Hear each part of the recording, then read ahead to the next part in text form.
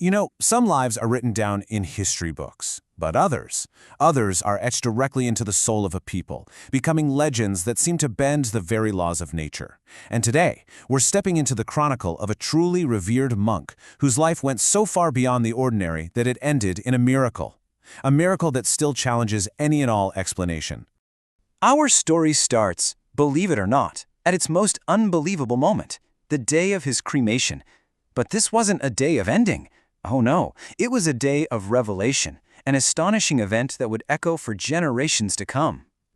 Okay, picture this. It's May 18th, 1977. It's been a whole year since he passed away, and more than 3,000 followers have gathered together. They think they're there to pay their final respects, to say their last goodbyes.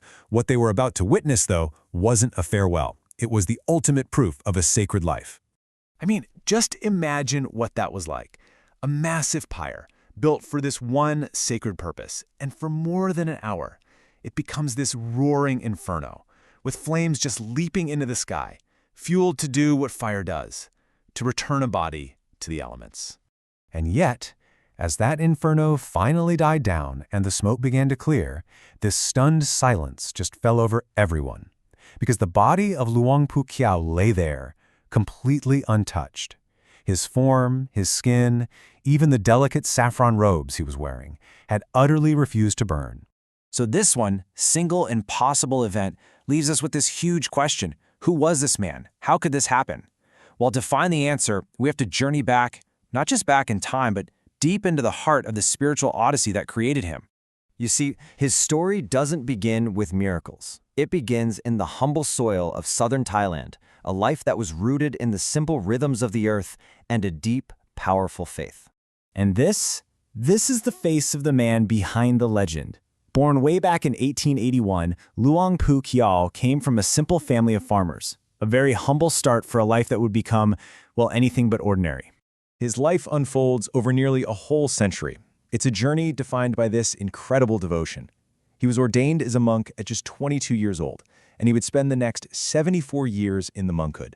This wasn't just a life choice. It was an absolute, unwavering commitment to finding a higher truth. But his path wasn't about quiet study inside the walls of a monastery. No, he chose a much, much harder path.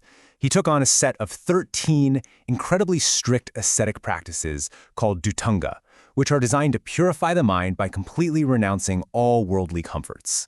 For 8 long years, he literally vanished into the wilderness. He owned nothing except his 3 robes. He ate only 1 meal a day, and he just walked, wandering through the untamed forests and mountains. His devotion was so total, his disappearance so complete, that many of his followers truly believed he had been lost to the jungle forever. And it's from this deep, deep isolation that these incredible stories started to emerge. Whispers, really, of a spiritual power so immense that it could leave its mark not just on people's hearts, but on the very stone of the earth itself. So when he eventually returned to the world, Luang Pu Khiao wasn't just a monk anymore. To the people, he was a beacon of hope, a guardian. It was believed his immense spiritual energy could be channeled into sacred objects created specifically to shield his followers from harm. Every single sacred object he created was seen as a vessel for his protective power. For example, the Chian mak, which were simple beetle nut balls that he had chewed, were believed to become powerful protections against venomous snakes. And the Paen, sacred cloths with holy inscriptions, were said to make the wearer literally invulnerable to harm. And these weren't just abstract beliefs. They were based on real experiences. The stories are countless, passed down through families of followers who survived deadly situations. One famous story tells of a cattle owner who was carrying a fiant when he was shot at, and he walked away completely unharmed. It's events like these that built this legacy of absolute, unshakable faith. And all of that, it brings us right back to where we started. Back to that incredible day in 1977.